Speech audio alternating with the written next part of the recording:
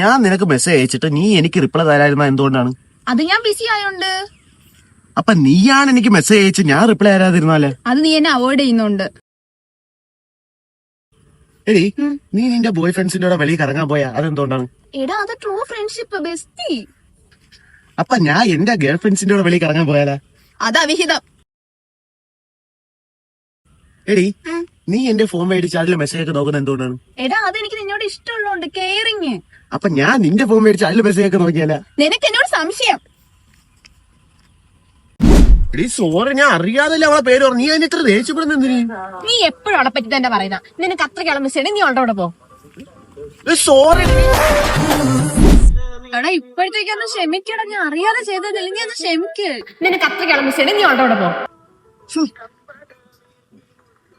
നിനക്ക് ക്ഷമിക്കാൻ പറ്റിയ നീ ക്ഷമിച്ചാൽ മതി. സോറി സോറി സോറി മോളൂ. എടി, ഇന്നലെ ജോലി സ്ഥലത്ത് ഒരു കോമഡി ആയിരുന്നു. എന്റെ കൂടെ വർക്ക് ചെയ്യുന്ന ആവണി എന്ന് പറയുന്ന പെണ്ണുണ്ടല്ലോ, ചേട്ടൻ സൂപ്പറാണ്, ചേട്ടൻ ക്യൂട്ടാണെന്നൊക്കെ പറഞ്ഞാൽ എന്നെ അങ്ങ് പ്രപ്പോസ് ചെയ്തു. പക്ഷെ ഞാൻ പറഞ്ഞ എന്റെ കല്യാണം കേൾക്കുന്നതിന് മുമ്പ് എന്നെ കൊന്ന. അയ്യോ, ഇതെന്തായാലും അയ്യോ.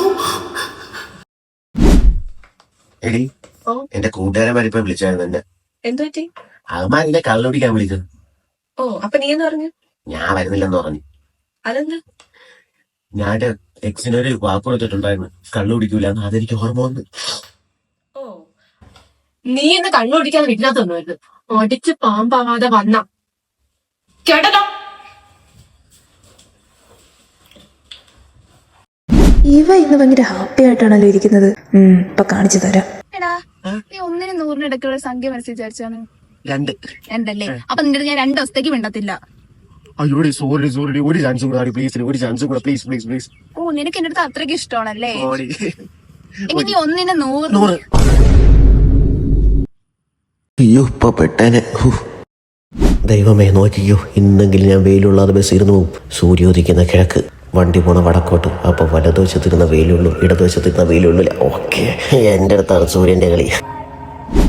ആ ത്രികോണത്തിൽ മൂഞ്ചി.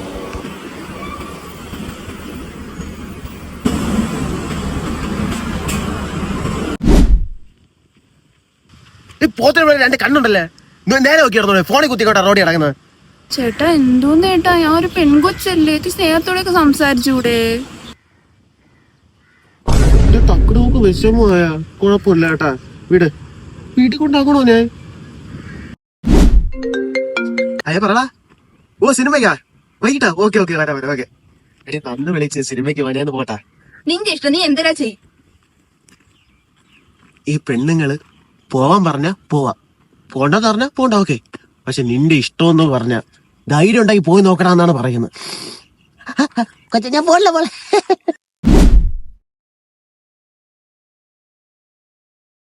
എടാ അശ്വിനെ, എനിക്ക് എന്റെ അടുത്തൊരു കാര്യം പറയാനുണ്ട്. അതിൽ നീ പറയാൻ വരുന്ന കാര്യം എന്താണെന്ന് എനിക്ക് മനസ്സിലായി. നമ്മൾ ഫ്രണ്ട്സ് അല്ലേ, അതിന്റെ ഇടയിൽ ലവ് ഒക്കെ വന്നാൽ എങ്ങനെയാണ്? ലവ്വാ? നിർത്ത് എങ്ങോട്ട് കയറി പോണ്? മര്യാദക്ക് പൈസയും കൊടുത്തിട്ട് വന്നോണ്ട് രാവിലെ ഒന്നിട്ട് വയറും വാടകയ്ക്ക് എടുത്തിട്ട് അങ്ങ് വന്നേക്കുവാണ്.